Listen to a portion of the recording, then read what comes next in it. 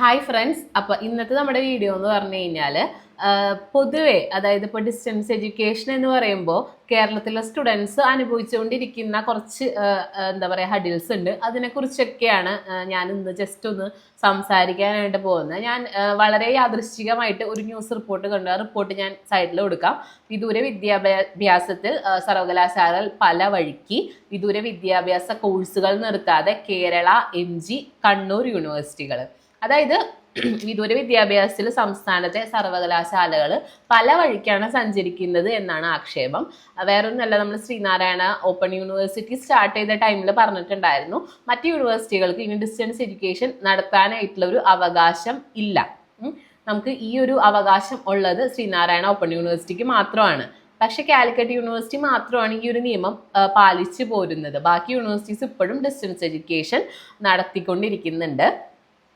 ഈ പറഞ്ഞ പോലെ തന്നെ കാലിക്കറ്റിൽ വിദൂര ബിരുദാനന്തര കോഴ്സുകൾ നിർത്തലാക്കിയതിനെതിരെ 3 ഹർജികൾ ഹൈക്കോടതിയിൽ വന്നപ്പോഴും എപ്പോഴും പറയാറുള്ളതെന്ന് പറഞ്ഞാൽ ഓപ്പൺ യൂണിവേഴ്സിറ്റിക്കാണ് ഇനി അതിന് അവകാശമുള്ളൂ, അധികാരമുള്ളൂ, അവർക്ക് മാത്രമാണ് ഡിസ്റ്റൻസ് എഡ്യൂക്കേഷൻ നടത്താൻ പാടുള്ളൂ എന്നത് മാത്രമാണ്.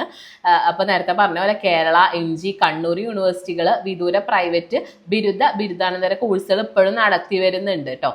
ഈ കാലിക്കറ്റിലെ വിദൂര വിദ്യാഭ്യാസത്തിനെ ആശ്രയിച്ചിരുന്ന പൊതുവെ നമ്മൾ കൂടുതൽ പറയുമ്പോൾ മലബാറിലെ സ്വകാര്യ വിദ്യാഭ്യാസ സ്ഥാപനങ്ങളെ കുറിച്ചാണ് ഞാനിതിൽ പറയുന്നത്. ഇപ്പോൾ നമ്മളാണെങ്കിൽ പോലും കാലിക്കറ്റിൽ കുറച്ചധികം അഡ്മിഷൻസ് ഒക്കെ ചെയ്തിട്ടുണ്ടായിരുന്നു. നമുക്ക് ഈ കാലിക്കറ്റ് നിർത്തിയതിന് ശേഷം വേറെ കേരളത്തിൽ ഏത് യൂണിവേഴ്സിറ്റിയിൽ ചേരും എന്നുള്ളൊരു ഭയങ്കര കൺഫ്യൂഷൻ കുട്ടികൾക്കൊക്കെ വന്നിട്ടുണ്ടായിരുന്നു.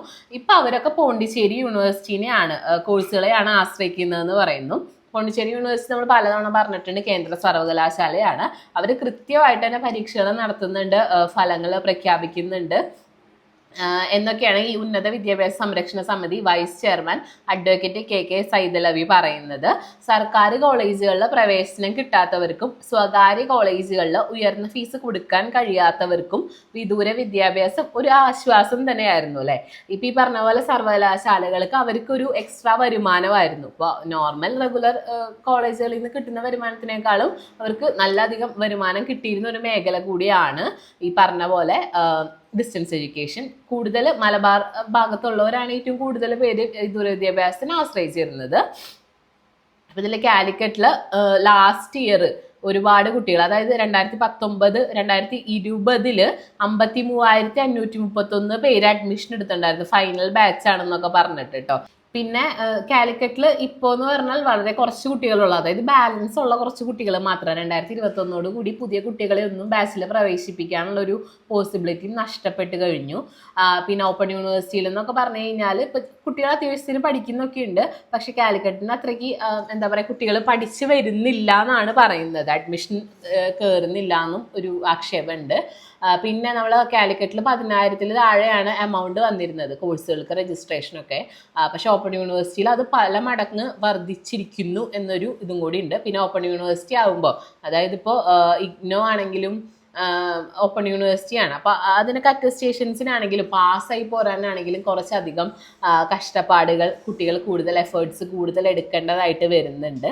അപ്പം ഇതൊക്കെയാണ് എന്താ പറയുക കാലിക്കറ്റിൽ ഇതില്ലാത്ത ഡിസ്റ്റൻസ് എഡ്യൂക്കേഷൻ ഇല്ലാത്തതിൻ്റെ പേരിൽ നമ്മൾ അനുഭവിക്കുന്നത്. പിന്നെ നമ്മളെ സംബന്ധിച്ച് ഭാരതിയാറായിരുന്നു നമ്മൾ കൂടുതൽ എടുത്തിരുന്ന അഡ്മിഷൻസ്. ഒട്ടനവധി അഡ്മിഷൻസ് ഉണ്ടായിരുന്നു. പിന്നെ ഈ ജൂറിസ്ഡിക്ഷൻ്റെ ഇഷ്യൂസ് കാര്യങ്ങൾ കാരണം കൊണ്ട് ഭാരതിയാർ ഒട്ടും ആക്റ്റീവ് അല്ലാത്തൊരു സാഹചര്യമാണ് ഇപ്പോൾ കണ്ടുകൊണ്ടിരിക്കുന്നത്. ഫീസ് ഭയങ്കര കൂടുതലാണ്. അതായത് ഇപ്പോൾ കുട്ടികൾക്ക് താങ്ങാൻ പറ്റാവുന്നതിൽ അപ്പുറം ഫീസാണ് ഭാരതിയാർ യൂണിവേഴ്സിറ്റിയിലും വരുന്നത്. സോ നമ്മൾ ഇപ്പോൾ പറയാനുള്ളതെന്ന് പറഞ്ഞാൽ കേന്ദ്ര സർവകലാശാലയായ പോണ്ടിച്ചേരി യൂണിവേഴ്സിറ്റിയിൽ നമുക്ക് നാട്ടിൽ എക്സാം എഴുതാനുള്ള ഓപ്പർച്യൂണിറ്റി ഉണ്ട്.